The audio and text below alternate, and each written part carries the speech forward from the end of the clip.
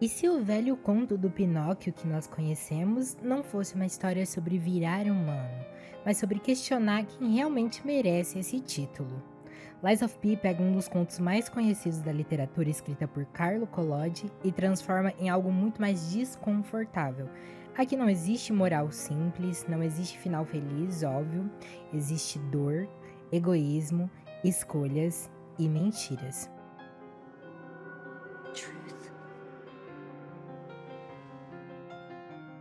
or lie?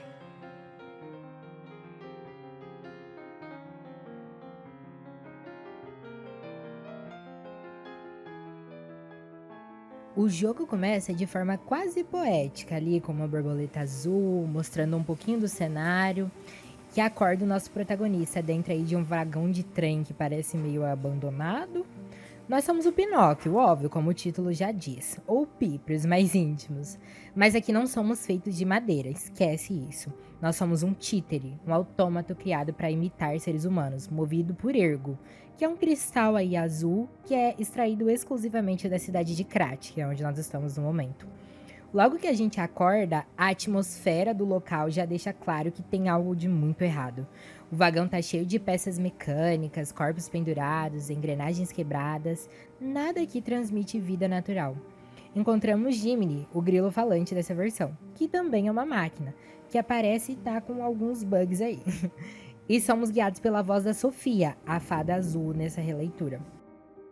Quando saímos para as ruas, Krat se revela um lugar hostil, silencioso e brutal. Eles atacam qualquer humano que encontram, seja um homem, mulher ou criança.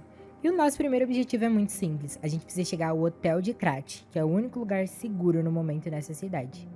No caminho, nós somos obrigados a enfrentar alguns autômatos, que claramente a gente consegue ver que são seguranças, soldados de rua, até mesmo mordomos das casas de pessoas com mais condições. A gente percebe que o ambiente está completamente dominado por esses robôs. No caminho que a gente faz até o hotel de Krat, a gente acaba enfrentando o mestre do desfile.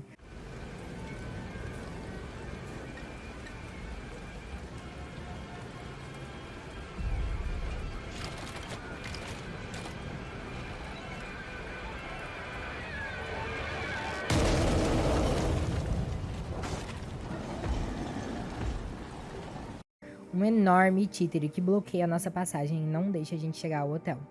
Durante a luta, ele fala algumas frases estranhas, desconexas. É algo muito confuso de entender. Eu, particularmente, nem notei isso nas primeiras vezes que eu joguei, sendo honesta. Mas parece que ele tá tentando dizer alguma coisa. E depois que a gente derrota ele, acontece algo fundamental. Pra gente entrar no hotel, a gente precisa mentir. Porque títeres não são permitidos ali dentro do hotel. Mas o nosso boneco ele tem essa exceção especial. O Pi, ele consegue mentir. É aqui que o jogo apresenta uma das suas ideias centrais. Mentir não é um defeito, é um sinal de escolha. Welcome to the sanctuary of the Grand Covenant. Prove your identity. Who are you? Grand Covenant's fourth law. A puppet cannot lie. Welcome to Hotel Krat.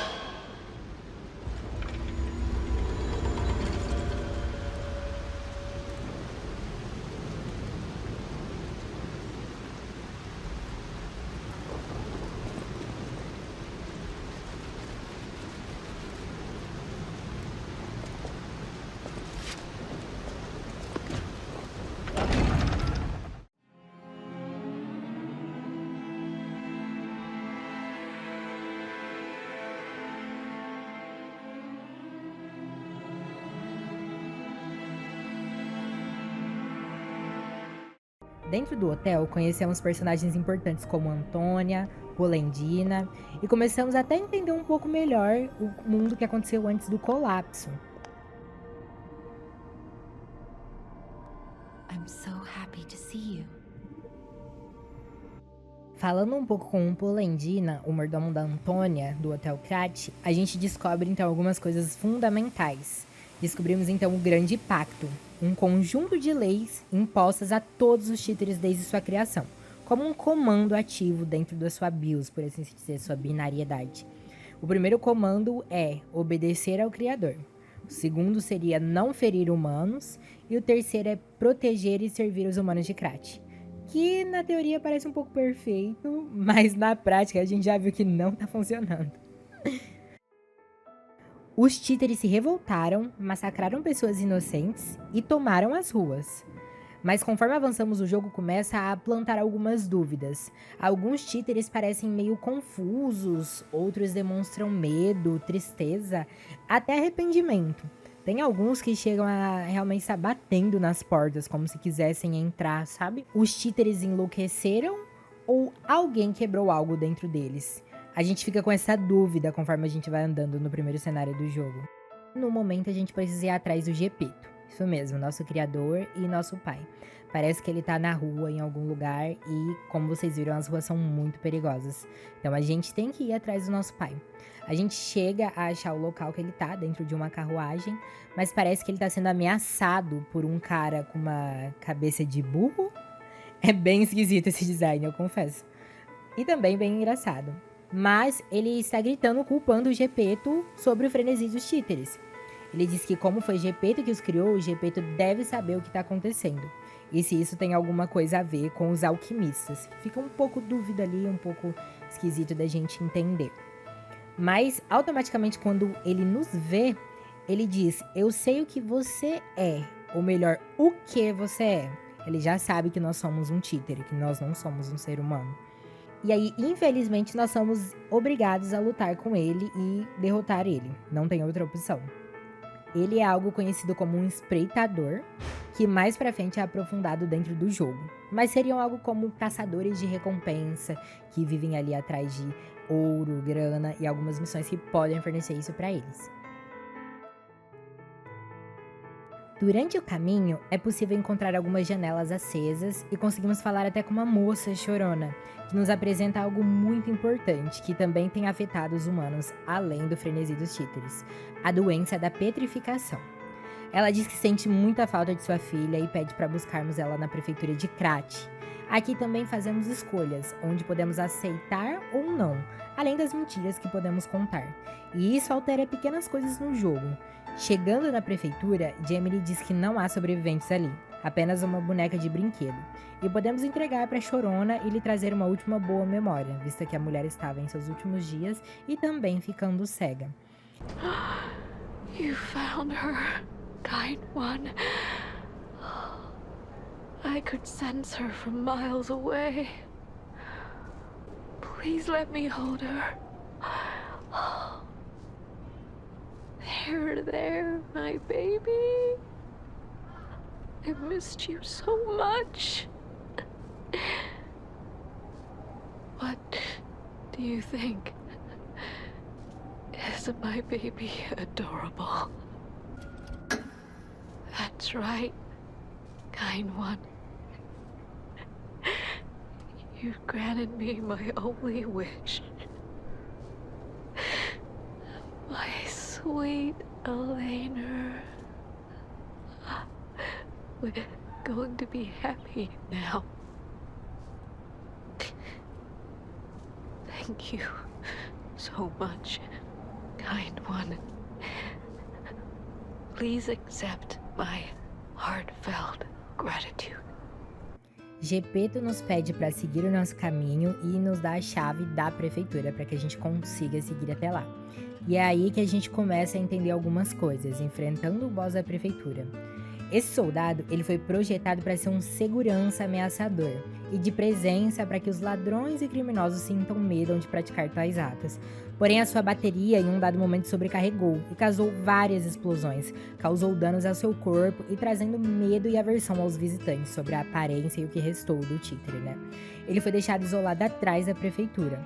E enquanto pensavam o que iriam fazer com ele, porém mesmo quebrado, né, um títere ele ainda continua executando suas funções básicas, como divertir as crianças, que começaram a ir cada vez mais à prefeitura apenas para ver o grande títere. Depois do frenesi dos títeres, a gente já entende o que aconteceu. Depois de conversarmos com o Gepeto, ele pede para que nós nos dirigimos até a fábrica de títeres, financiada por Venini, pois o mesmo decidiu que ia acabar com o frenesi sozinho, mesmo sendo apenas um aristocrata comum, um dos grandes nomes da cidade atualmente. Ali encontramos Fuoco, um títere que se revoltou contra o Grande Pacto e passou a produzir outros títeres em massa. Assim, os títeres dominaram a fábrica e estão com uma grande potência de produção para mais e mais soldados. Ele fala frases incompreensíveis durante a luta também, mas agora isso já não parece só loucura. Fuoco não age como uma máquina defeituosa, ele age como alguém consciente, revoltado. Ele quer destruir tudo. E isso reforça algo que o jogo começa a deixar claro. Os títeres não nasceram monstros, eles foram criados para obedecer, mas algo deu errado. Ou talvez algo deu certo até demais. E lá nós também conhecemos o Gato Preto e a Raposa, que são 2 espreitadores, caçadores de recompensa, como eu falei mais cedo. Eles foram contratados por Venini para que pudesse resgatar tanto Venini quanto o Pulcinella da fábrica. Porém, o ambiente estava tão hostil e perigoso que eles, com um sentimento muito grande de heroísmo, resolveram recusar o pedido do maior rico de Krat. Disseram, nenhum dinheiro compra a nossa vida. A gente acaba interagindo com eles ali no momento e a gente acaba indo se arriscar para poder salvar o Venini. Lá, depois de derrotarmos o Fuoco, a gente consegue encontrar o corpo ou o que sobrou de Pulcinella. Conseguimos coletá-lo e voltar para o hotel. Nós voltamos para o hotel e vemos que Venini conseguiu restaurar Pulcinella e nos agradeceu por ter salvado seu mordomo, dizendo que ele não era só um mordomo, ele também era sua família. Agora não há mais produção de títeres e com isso podemos continuar o caminho para parar esse frenesi. Seguindo pelo caminho que derrotamos Fuoco, somos levados a uma trilha que é muito parecida com uma mina, onde há vários títeres também em revolta por conta do frenesi. E subindo esse caminho a gente percebe que é um caminho íngreme em direção às montanhas. A gente entende que a trilha nos leva à grande catedral de São Frangélio, no topo da montanha. E precisamos passar usando um bonde para subir a montanha. Ele está sendo protegido por uma espreitadora, que nos alerta que não sobrou mais nada lá na igreja. E agora ela diz que a catedral está completamente infestada de monstros, que não sobrou mais nada do que um dia já foi uma igreja lá em cima. Para passarmos, precisamos fazer a referência de espreitador, para garantir que somos espreitadores. A gente vai mentir, é claro. E assim chegamos à entrada da grande catedral. Fomos levados a uma trilha, e aí conhecemos algumas criaturas muito esquisitas. Elas são carcaças do que um dia já foram um ser humano, agora corrompidas pelos inúmeros experimentos dos alquimistas para tentar achar a cura da doença da petrificação, agindo de maneira instintiva e imprevisível. A trilha nos leva até a grande catedral de São Frangélio, no topo da montanha.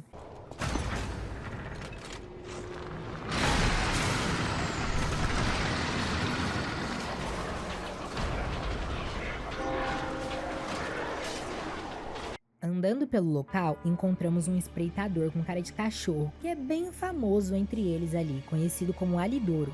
Olha que design legal desse Alidoro, o cão extraordinário. Ele usa uma máscara de cachorro. Alidoro. Que tal, Alidoro? Você falando Alidoro parece aquela criancinha, tia Paola. E ele nos pergunta se há algum lugar seguro para poder se refugiar, e indicamos o hotel, sem nenhum problema. E também conhecemos um alquimista farmacêutico chamado de Anjo, onde o mesmo nos diz estar atrás de um fruto chamado de moeda de ouro, que se dá em alguma árvore muito rara, para que ele consiga assim fazer alguns experimentos, talvez com a cura da petrificação. Explorando um pouco mais e lendo algumas anotações, começamos a entender que Andreus, o grande arcebispo que outrora foi bondoso e dizia-se que sua virtude fazia até mesmo assassinos se arrependerem perante a Deus, acreditava que a doença da petrificação era um castigo divino e começou a acolher os refugiados da doença na sua igreja, se sentindo culpado pelo estado de Krat. No entanto, devido à pressão das pessoas e também à alta quantia que os alquimistas ofereciam, ele optou por trabalhar com os alquimistas e começou a oferecer protótipos de cura da doença para os refugiados, acarretando naquelas monstruosidades que presenciamos mais cedo. Andreus acolheu uma mulher chamada Celine, que tinha tendências suicidas e era uma assassina confessa. Inclusive, a gente até encontra ela e consegue conversar um pouco com a mesma. E mais tarde, então, Cecily visita a Ilha dos Alquimistas e rouba uma grande relíquia chamada de O Braço de Deus para o arcebispo, que queria usar do item para purificar a cidade de todas as monstruosidades. Conforme o decorrer do tempo, o Andreus se transformou em uma criatura grotesca.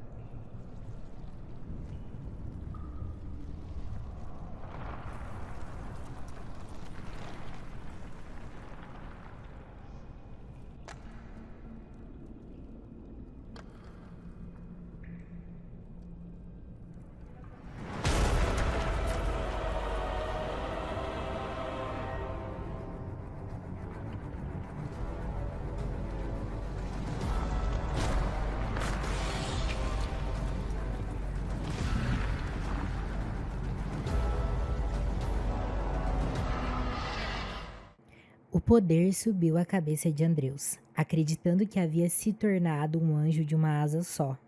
Depois de muita ganância e posse do objeto dos alquimistas, ele acabou se transformando nisso e acreditava fielmente que era algo próximo de um deus. Depois que conseguimos derrotar Andreus, vemos um homem misterioso sentado em uma torre, aparentemente recebendo toda a energia e o ergo de todos os títeres que nós derrotamos até o momento. É claro, considerados como boss.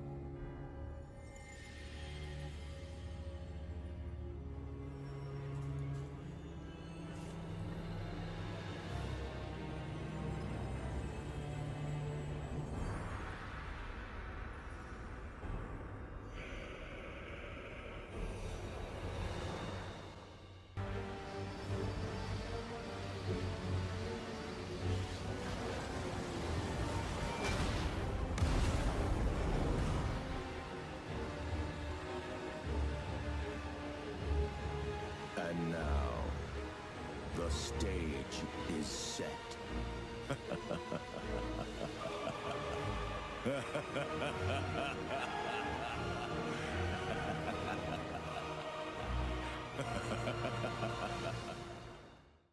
Voltando para o hotel, conversamos com Venini, que nos apresenta um equipamento que consegue decodificar e ler as ondas de ergo.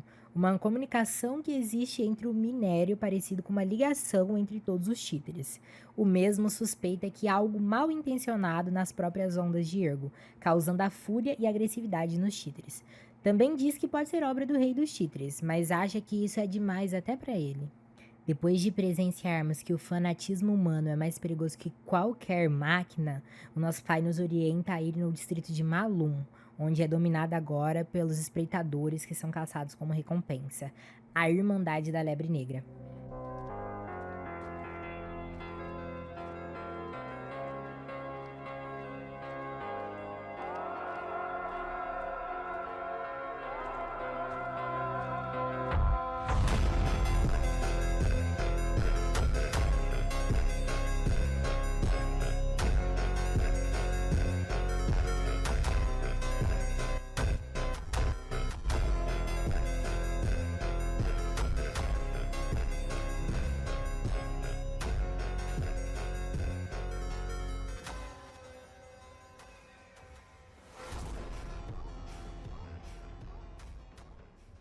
Hop in the box, liar.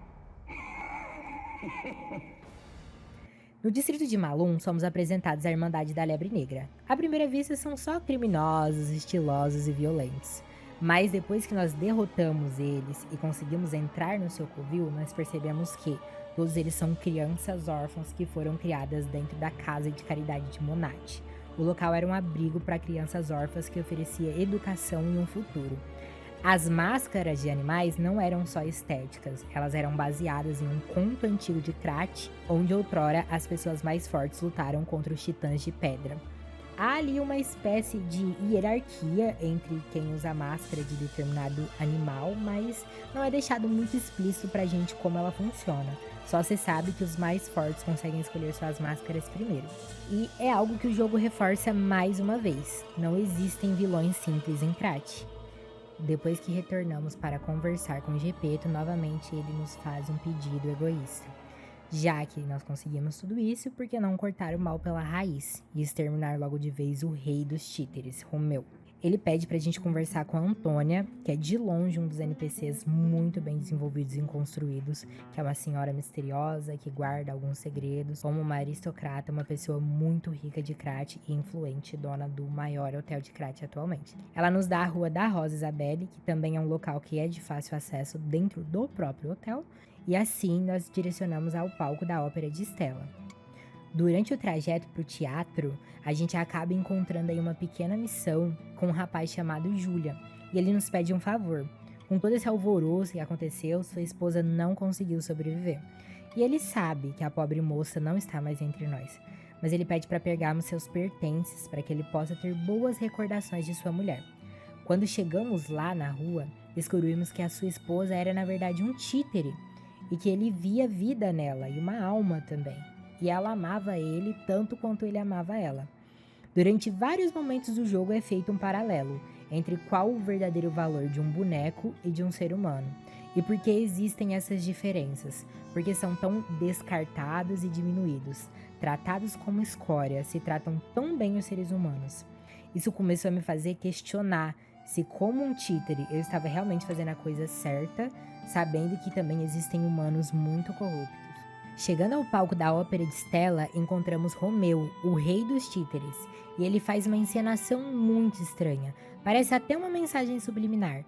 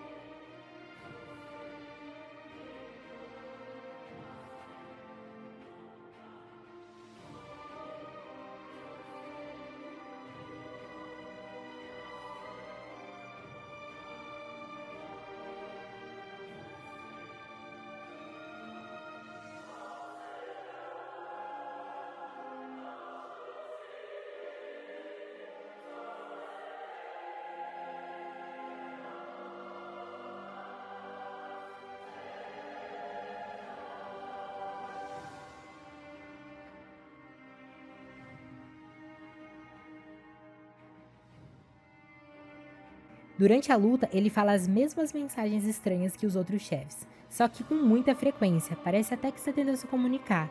E quando derrotamos ele, ganhamos um colar com uma mensagem peculiar. Saindo do teatro, do lado de fora, Gepeto nos espera e diz que ficou muito preocupado e com medo de perder seu precioso filho, que a gente sabe que não é verdade. E diz que felizmente nós não precisamos da ajuda dele. Ele diz que agora podemos recuperar a cidade, mas ela ainda sofre da doença da petrificação, e nos pede para procurar a cura com os alquimistas da Grande Exposição. Aqui acontece uma das cenas mais comoventes do jogo. Com a morte do rei dos títeres e todos os títeres sendo meio que interligados por uma comunicação, você consegue ver claramente todos eles em luto e chorando. Não de maneira literal, mas expressando profunda tristeza. Isso só me faz criar mais empatia pelos autômatos e ter a certeza de que o frenesi não foi algo natural entre os títeres.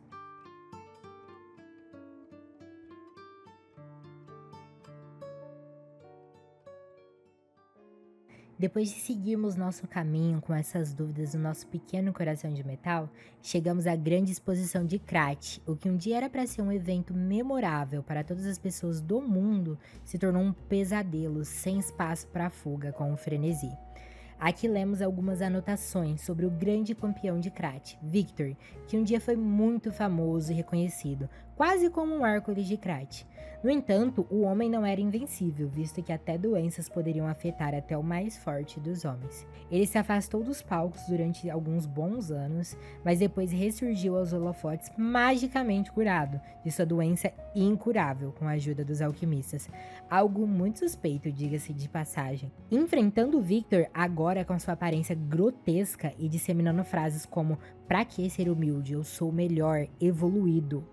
Nós acabamos com ele e logo após de o derrotarmos, ele é morto, empalado por Laxaxia.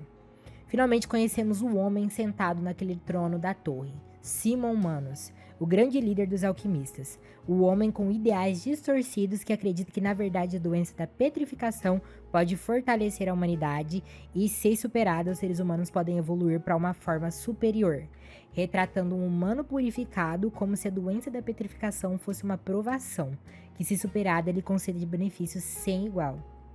Seguindo a estrada novamente depois de um devaneio que foi essa conversa com os Sim-Humanos, acabamos encontrando o gato preto e a raposa, que nos contam uma história bem meia boca, de que o gato estava muito doente e perdendo a visão, e eles precisam de uma moeda de fruta do ouro. E eu claramente dou a moeda porque eu tenho dó do gato. Depois disso, nós acabamos parando em um lugar abandonado de Krat, onde o famoso pântano que tem todo o Souls-like, meu Deus. E lá vemos como os títeres são descartados como meros objetos, e mesmo sendo autômatos que imitam as ações humanas, se foge do que lhes é ordenado, acabam sendo jogados fora como brinquedos e destroçados. Só a vida quando há utilidade.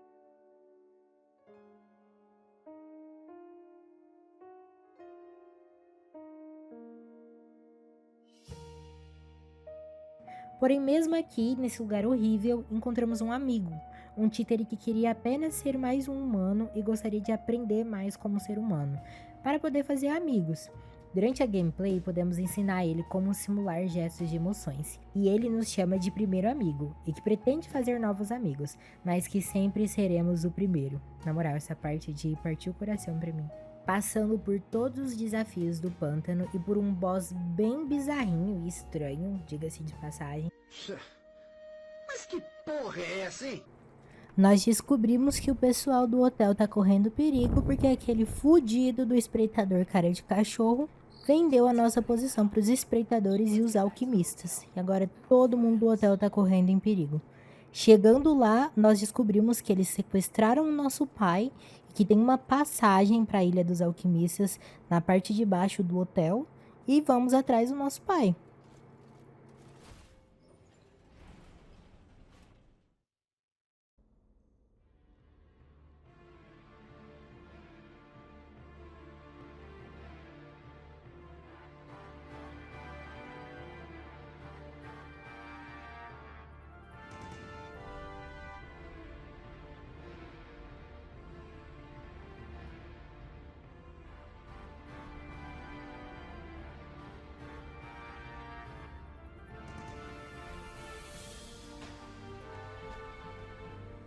Accept your fate.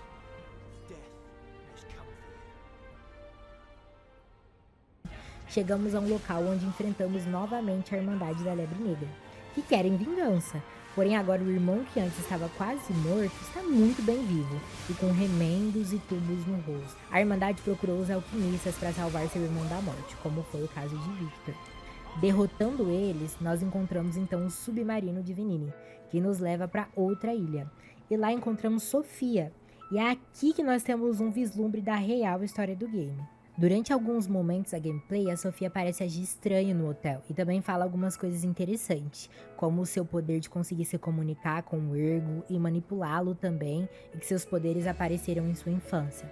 Sofia, na verdade, é filha de Valentinos Monad, o antigo líder dos alquimistas e também um dos cooperadores para a existência da Casa de Caridade Monad, o orfanato que foi transformado em internato que nós vimos onde a Lebre Negra estava. Sofia descobriu a verdade por trás do que é o Ergo e tentou controlar a energia para manipular o tempo, mas isso acabou levando a um desastre muito maior. Depois que seu pai morreu, seu fiel ajudante Sim-Humanos descobriu os grandes poderes de Sofia e começou a fazer experimentos com ela, em busca de se tornar um deus. Ele prendeu ela na abadia de arte e construiu uma máquina para controlar seu poder, resultando assim na disseminação da doença da proliferação. A exposição prolongada de Sofia a essa máquina transformou ela completamente, deixando ela imóvel e com dores muito intensas. Seu sofrimento foi tanto que fez com que sua alma se fragmentasse, permitindo que ela pudesse se projetar por Krat e concedesse seus poderes ao Stargazer. Sofia então nos pede ajuda para libertá-la e conforme passamos pela tempestade na praia, vemos a memória de Carlo, ou melhor, nossas memórias, e percebemos o quanto Gepeto era um péssimo pai e não se importava tanto com um filho. Ele o negligenciava por conta das demandas do trabalho. Lá nós descobrimos que Romeu, o rei dos títeros, na verdade é Romeu, o melhor amigo de Carlo. E vemos que Gepeto sequer compareceu à formatura de Carlo. E o menino ficou muito triste, dizendo assim que não se importava se seu pai morresse. Aquele colar que pegamos quando destruímos o rei é na verdade o colar que Carlo deu para Romeu, como um símbolo de amizade e de que ele se importava para Carlo. Romeu e Carlo insistem para serem treinados pela espreitadora lentária, que os acha irritantes e diz que não. Porém, com muita insistência, eles são aceitos como pupilos dela e aprendem a maestria dos espreitadores. Porém, Carlo, em um dado momento, é assassinado de maneira rápida e desconhecida, causando assim o luto de Romeu e de Gepeto, que por mais que era um ausente, né, como pai, e colocou o filho para morar na casa de caridade de Monade, onde Carlo e Romeu se conheceram, ainda assim não aceitou a morte do filho. Para conseguirmos passar para a entrada da torre, nós temos que derrotar Laxácia, que seria a fiel braço direito de Simon Manus. E realmente é uma luta muito difícil, é uma luta muito complicada, mas eu consigo passar.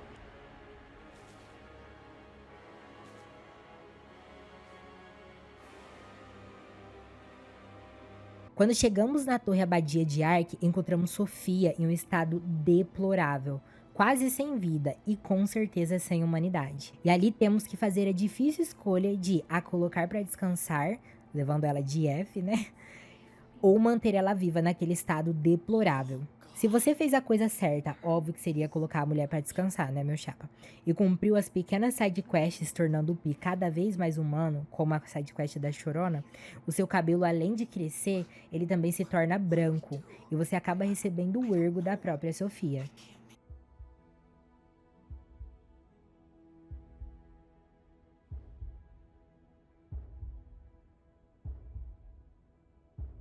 Depois disso, enfrentamos Sim-Humanos, agora em uma forma completamente estranha e enorme, e claramente lutando para poder continuar vivo.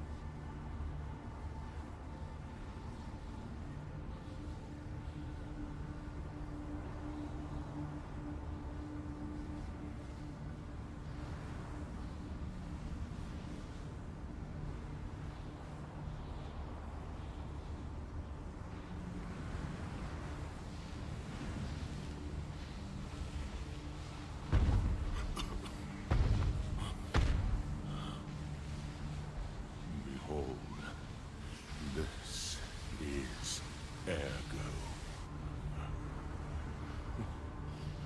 Is it not magnificent? Distilled immortality and a key that opens a world with no lies. A key that unlocks true evolution.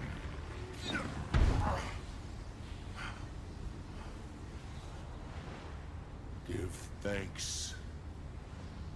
Ergo is a gift from me, Simon Manus, who will transgress even God. Bow down to your God, who will be born now!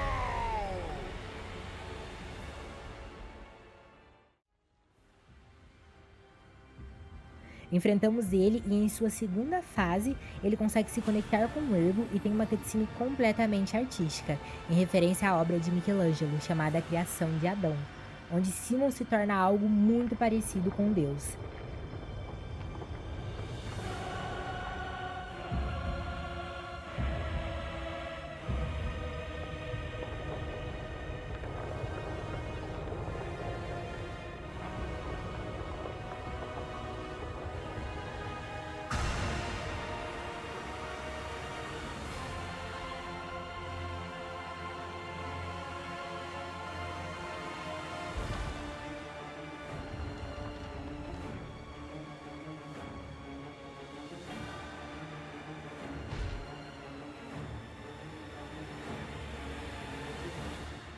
Ainda assim, conseguimos derrotar ele, e o mesmo diz ter se arrependido pelo que fez com Sofia, e que não gostaria de viver em um mundo de mentiras, queria que a humanidade fosse algo a mais. Depois da morte de Simon Manus, ele acaba deixando o braço de Deus, o item que é citado que foi furtado por Cecily para o Andreus e que estava sob posse de Simon Manus atualmente. Há muito tempo atrás, esse braço foi encontrado em algumas escrituras antigas e diziam que um Deus veio à Terra e que estava ajudando o povo. Porém, o povo, por sua ganância, acabou querendo demais desse Deus e, em uma tentativa desesperada de ajudar a humanidade, ele acabou sendo destroçado e partido em pedaços. Manos acreditava que poderia se tornar um deus, assim como Andreus acreditava que havia se tornado o anjo de uma asa. Porém, ambos eram apenas humanos soberbos. E para completar o pacote de soberba, no fundo da abadia encontramos ele, Gepeto, o nosso pai. E como um último pedido egoísta, já não bastando todos que ele já havia nos pedido para fazer, ele fala que agora com todo esse ergo coletado e com o braço de Deus e as memórias de Carlo no coração de Pi, podemos trazer Carlo de volta à vida. E o mesmo pede o coração de Pi para completar o seu desejo egoísta. Gepeto, na verdade, foi quem causou o frenesi dos títeres. Com a morte de Carlo, Gepeto não conseguiu suportar a dor e criou um títere para substituí-lo. Porém, esse títere era instável e agressivo. Então ele resolveu desativá-lo e construir outro boneco com o mesmo órgão. Esse seria Pi, nosso protagonista, onde ele construiu uma oficina escondida em um vagão na estação de Krat. E assim que terminou, o boneco ele iniciou o frenesi dos títeres para acelerar a coleta de ergo para seus desejos pessoais. Durante dados momentos da gameplay, ao atendermos alguns telefones que tocam em determinados lugares, nós conseguimos falar com Alerquino, o mestre dos enigmas, e respondendo às charadas que ele nos passa de maneira correta, nós conseguimos algumas chaves de salas secretas com alguns itens e informações. E em uma dessas salas nós conseguimos falar com o mesmo, o próprio Alerquino, que agora por sua vez está destruído. E ele nos explica que o ergo, na verdade, ele é a essência da vida cristalizada dentro desse minério. Ou seja, é a essência das pessoas que já se foram, ou até mesmo as que já estão vivas, que está sendo absorvida por esse ergo, por essa pedra. E é isso que está causando a doença da petrificação. São seres humanos que estão tendo a essência vital absorvida e com isso estão parando no tempo e se tornando pedra. E os que já foram também ficando presos dentro dessas carcaças que nós conhecemos como títeres. Por isso que alguns acabam se revoltando, como o próprio caso de Alerquino, que entendia que era um ser humano, mas não conseguia compreender o fato de não ser tratado como um, e estava basicamente uma prisão. E aí ele acabou assassinando os pais de Venini. Gepeto nunca colocou o grande pacto em Pi justamente porque as memórias de Carlo e os seus sentimentos deveriam ficar preservados dentro do órgão e do ergo de Pi. Por isso que ele nunca submeteu o boneco ao grande pacto e é por isso que nós conseguimos mentir no jogo. Tudo isso pelo desejo egoísta de um pai que quer ter seu filho de volta, mesmo sendo completamente ausente na infância da criança. Claramente recusamos isso, ele tenta nos tomar à força ao nosso coração, usando o próprio outro boneco, que agora ele chama de títere anônimo, para tentar nos derrotar.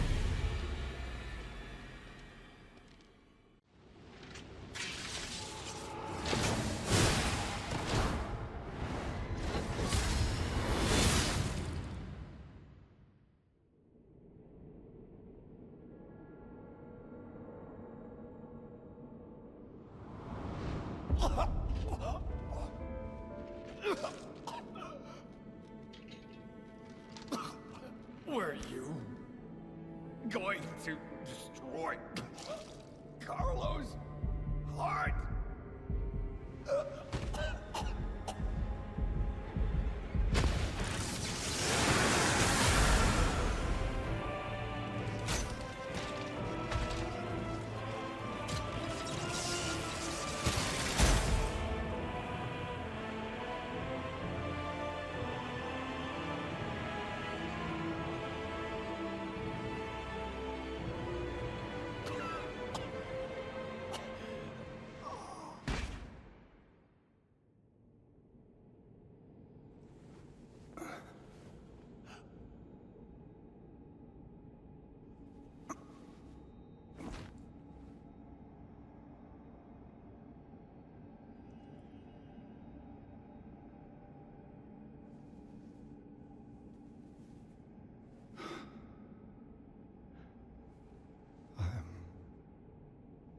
Sorry.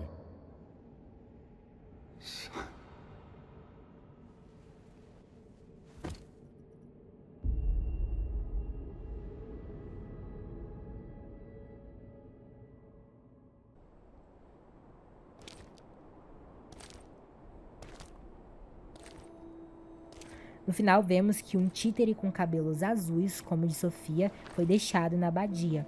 E em um ato altruísta e para seu próprio bem-estar, Pi coloca o ergo de Sofia no títere para assim trazê-la de volta à vida e poder finalmente descansar nos braços de alguém.